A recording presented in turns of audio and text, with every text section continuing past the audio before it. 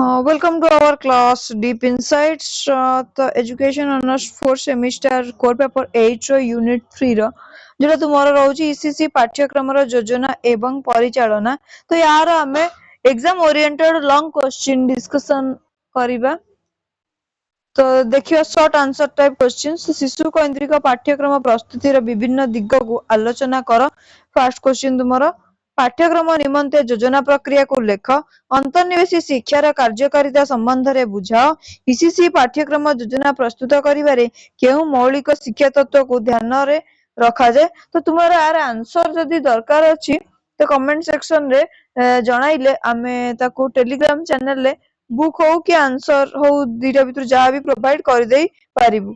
तो ईसीसी पाठ्यक्रम योजना प्रस्तुत करिबारे केउ मौलिक शिक्षा तत्व को ध्यान रे रखा जाए। ईसीसी पाठ्यक्रम परिचालना पई जणे शिक्षकंकर केउ दक्षता रहिबा आवश्यक। ईसीसी पाठ्यक्रम रा प्रभावशाली मूल्यांकन किपरि करा जाई पारे।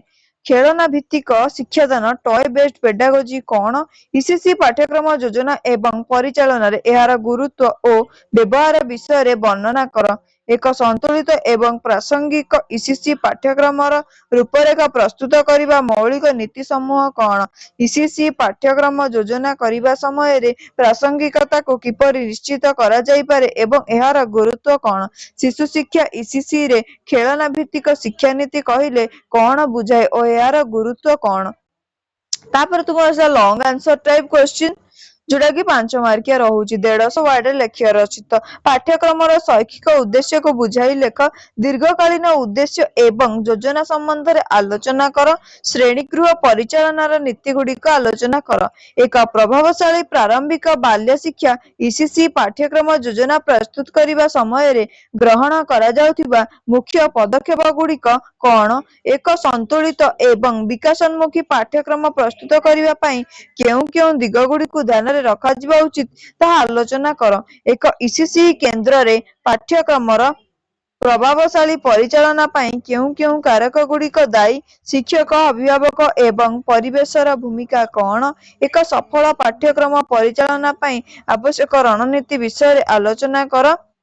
ईसीसी पाठ्यक्रम योजना एवं परिचालनार दीर्घकालीन एवं स्वल्पकालीन लक्ष्य गुड़िक भूमिका कौन। एही योजना गुड़िकु किपरि प्रस्तुत और वास्तव रे प्रयोग करा जाए। एक संतुलित एवं प्रासंगिक शिशु शिक्षा ईसीसी पाठ्यक्रम रूपांतर करिवार मौलिक नीति समूह कौन। एही नीति गुड़िक पाठ्यक्रम योजना एवं परिचालना को किपरि प्रभावित करे। ईसीसी पाठ्यक्रम परिचालना कहिले कौन बुझ। एहार फलाफल मूलक एवं शिशु केंद्रिक ईसीसी पाठ्यक्रम सफल परिचालना पई आवश्यक पदक्षेप गुड़िक वर्णना कर। तो ये थला तुम्हारा लॉन्ग आंसर टाइप क्वेश्चन। ता पूर्व तुम्हारा शॉर्ट आंसर टाइप क्वेश्चन। तो ये सरी गला। तो आज पे एतिक थला।